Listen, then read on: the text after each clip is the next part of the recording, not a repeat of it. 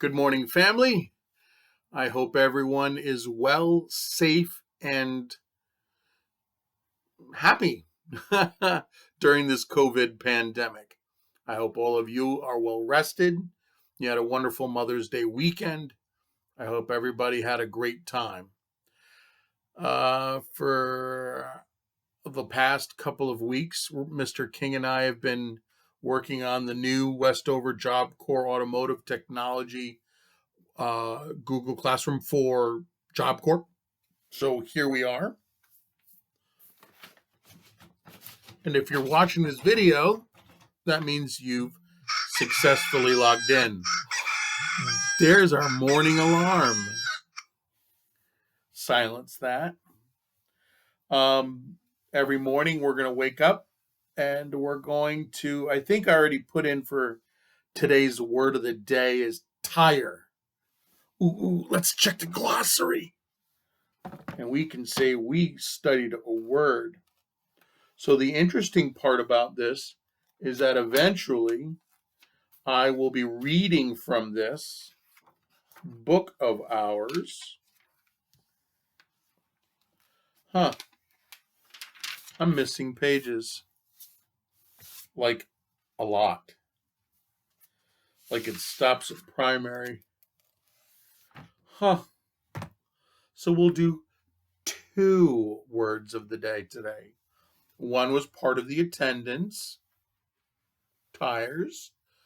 Tires are located on an automobile, all 4 corners. There are other cars that have been designed with 6 and even 8 wheels. There have been trucks that have been designed with 6 wheels for a long time, 6x6s. But the tire is the one piece of equipment that attaches a car to the road. It does so by the use of friction.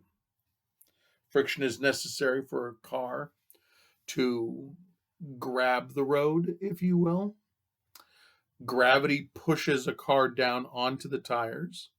Now, you wouldn't think that we needed friction, but we do. Without friction, you would have a completely frictionless surface, which means nothing would be able to grab onto it or slow it down or accelerate it. So you'd literally have a car sitting on 4 frictionless tires, and if you reached up and touched it, the car would literally start moving over a frictionless surface. So you need friction in order to provide for the different forces of acceleration, deceleration, and cornering. It does so back in the old times. We should go into a little bit of history about wheels and tires. So Krog, the caveman, had a wheel. It was made of stone. Who here remembers the Flintstones? Yabba dabba doo. Anyways, so stone wheels were something that they had figured out how to use, but it wasn't used in transportation, interestingly enough. They used stone wheels in windmills or in water mills, and they were used stacking one wheel on top of another. That way, picture donuts on a stick, and they would attach a rotating piece to the center of the wheel, stone wheel. And as they would drop grains of wheat, down into the center hole, a person, I think what they were called were millers, a wheat miller, which is why a lot of last names in the United States are Miller. A miller is someone who tended to a mill. A windmill or a water mill derived its energy from the flow of water or the flow of air that would rotate a shaft. That shaft would rotate the stone wheel, and they would drop into the middle seeds of grains of wheat, and the stone wheel would grind the seeds into a fine powder. which we call flour. That was the earliest use of stone, a stone wheel. It wasn't for transportation. It was for use in milling. Another thing that they used stone wheels for is if you sped it up really fast, you could take steel or copper or brass or alloys and you can lean it against the stone wheel, just like we have in the shop, and you'd have yourself, what's it called? No, seriously, what's it called? I forgot. A grinding wheel. I didn't forget, it was just comedic effect. So grinding wheels allowed people to sharpen stuff. At a certain point, people saw the advantages of a rolling wheel, and they decided that they were going to build a wooden cart. Wood was plentiful at the time, so they built a cart. And then they said, well, how are we going to make it go down the road? We had stone wheels. That seems like they would break or be too heavy to move effectively. So somebody designed a spoked wooden wheel. Yay. The spoked wooden wheel was made out of wood, and it had along the outside edge a steel sheathing. Usually it was just wrought iron. It was very stiff. It was slippery. So if you got wet and you got it on rocks, it would slide around. And because there's no power directed to them, it's not like a car. There was a horse-drawn cart or a human-pushed cart. It didn't really matter if it slid around a little bit. You were just trying to get from your horse stall to where you would sell your goods at the market down the other side of the castle wall. And so you would push it there, have a horse draw or pull your cart. As time went on, people were like, well, look, I don't want to push anymore. We have horses. Let's tie them up to the cart and let's use them full time. So the wheels got bigger and taller, but they still stayed covered in iron around the outside edge. And if you ever saw one of these old horse-drawn carts, not a nice carriage, but a cart, you would also see that the nicer ones had these leaf spring bows sitting under the seat that you sit on.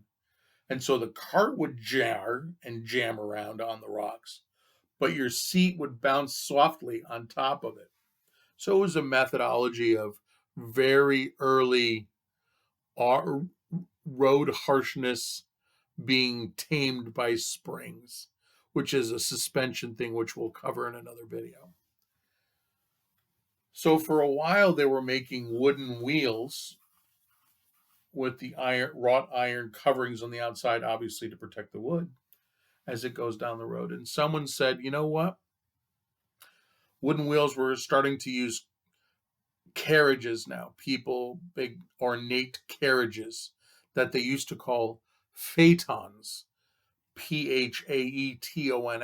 Phaeton is an old-timey horse carriage with lots of lights hanging from the front and the back, and it would have a little step on the back where the serfs, the indentured servants would stand waiting for his or her majesty to get out of the carriage, and they would open the door and drop the steps down, and the royalty would, fall on their faces because they had those big hoopy skirts and the stupid frilly men with their shirts and the stupid.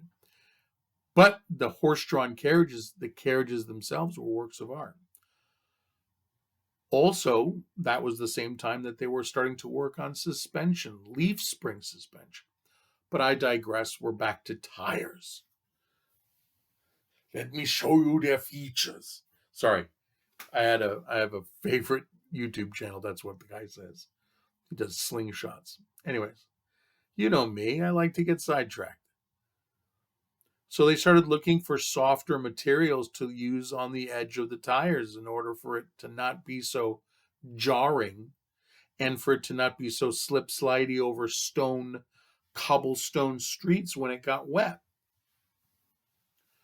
So a lot of people out there were looking for different things. They went in there was leather and cowhide, and they used rolled cowhide to try it, but that stuff fell apart quickly. They started using rope that got wrapped around the outside of the rim. They were using that, but that also fell apart relatively quickly. So they were looking for an agricultural product that would be easy to adhere to a wooden rim, that would last a while, and would provide uh, less harshness in the ride as you went down the street. It wouldn't slip around when it was wet on the cobblestones. And so a couple of travelers had spoken about a tree that you could find in South America called the rubber tree. It's an actual tree. The tree sap and the leaves, if you crack the leaves open and you rendered the tree, would give you, the sap was super thick and heavy and viscous. And if you vulcanized, if you heated it up, it would set in a gel-like manner, like a jello, but a little stronger, in whatever shape that you cured it in, whatever shape you heated the sap up in. It would, all the water would evaporate out of it, and you'd be left with the shape, whatever you poured that in, of the rubber tree. Poured the rubber tree sap, and you'd make a form. And they started noticing that this form, this rubber, was strong, malleable. I mean, you could squish it a little bit, but it held its shape incredibly well. And so they started to use that product, natural rubber, on the outside edges of wheels. Over time, the use of rubber became prevalent on carriages, and then they had the horseless carriages, which were the first cars. Now, these first cars went quickly enough and they needed traction. And so they started to work with the designs of rubber and how they would cast the rubber and vulcanize it with different shapes in it to provide different forms of traction. We talked about that briefly in the explanation section. So solid rubber tires mounted on wooden wheels became a thing, a fixture. But then they started realizing that even the hard rubber or softish rubber on wood still was too harsh a ride. So they started saying, well, what would happen if we took an outside wrap of hardened vulcanized rubber, but on the inside, we would have a tube that you could fill with air, fill it up with air like a balloon. It would provide a little bit of squishiness. And they went, yeah, let's try that. And so engineers came out and they designed the modern inner tube, to which we still use on bicycles today. Inner tubes are no longer allowed on the National Transportation and Safety Board and the National American Highway Safety Board. Both have recognized that use of inner tubes in high-speed cars is illegal. Can't do it. You will find most high-speed tires to be tubeless. Does that mean that there aren't tubes? Absolutely. There are still tubes used both in the military and in agriculture. I know agriculture uses tubed tires because they have issues where they want to deflate the tire on the go and then reinflate it on the go. And this is best served by using a tire that can be inflated and deflated. So they still are in agricultural uses, tubed tires. So you have an outside carcass and you have an inside tube. Modern automotive tires just pressurize on their own against the beads, where the beads meet up against the wheel drum. Well, anyways, we're nearing on 15 minutes.